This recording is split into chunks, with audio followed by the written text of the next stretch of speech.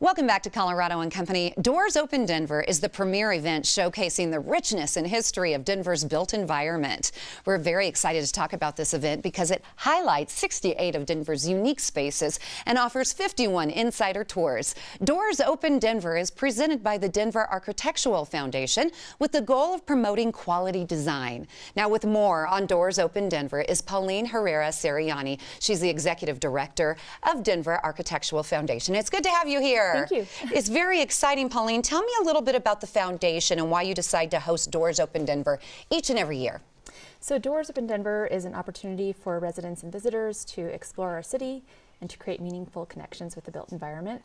And at the Denver Architectural Foundation, we hope that it also encourages an appreciation of architecture and design and the impact that it has on our quality of life. Yeah, we really have some beautiful architecture here in Denver.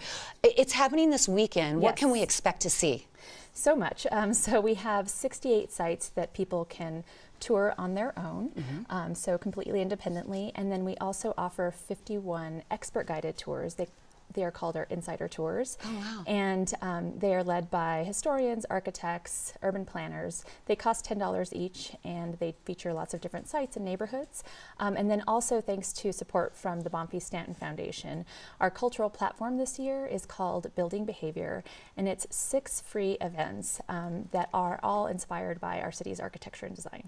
Now, out of the 68 sites that you mentioned, what do you think are the must-sees? Where do we have to go? Yeah, well, definitely Union Station. That is our headquarters, and of course one of Denver's most iconic and historic buildings. And then there are a few that are new this year that I'll mention. The Denver Metro Chamber of Commerce, which is celebrating 150 years this year, and their recent renovation was done by R&L Architects and Burkett Design.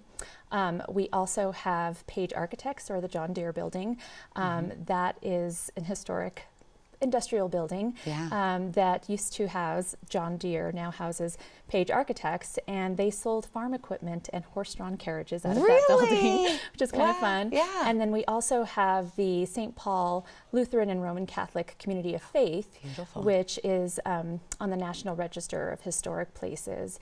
It's a building from 1925. So, my goodness. So you have to go. You can go to the website doorsopendenver.com to find out more and to get those tickets too. You mentioned the Bonfils Stanton Foundation. They're offering activities. Could you tell me more about that? Yes, they have funded our cultural platform this year, and I will talk about a couple of those activities. Okay. And I should mention that they've all been professionally curated. So one of them is called Peep Show, and it's going to be an art exhibit at Castle Marne Bed and Breakfast.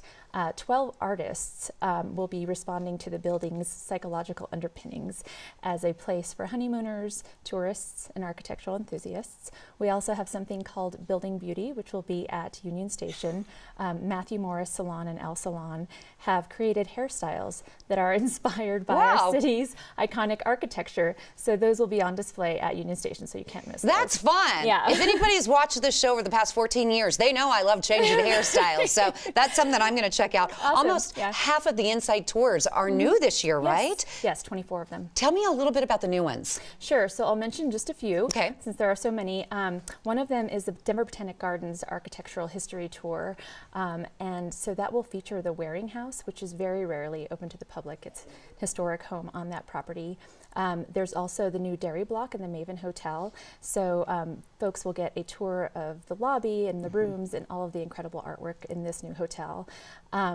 And then there's also another one that I'm excited about, which is Rhino Behind the Scenes. So it'll go just beyond, you know, the restaurants and the bars in the area. What do you think, or what would you suggest for families who want to come together? Yeah, so we have an awesome, so Doors Open Denver in general is very family friendly, but we have an awesome activity called Box City. It's sponsored by Amica Insurance this year, and it takes place at the Webb Building. It's from 9 to 2 on Saturday, and kids get to learn all about the process of urban development.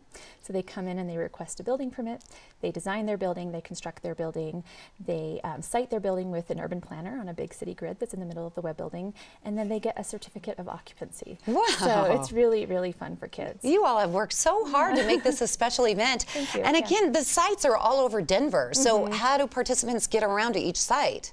Well, if you start in the downtown area, we encourage walking because there are a lot of sites in the downtown area that are within walking distance of one another.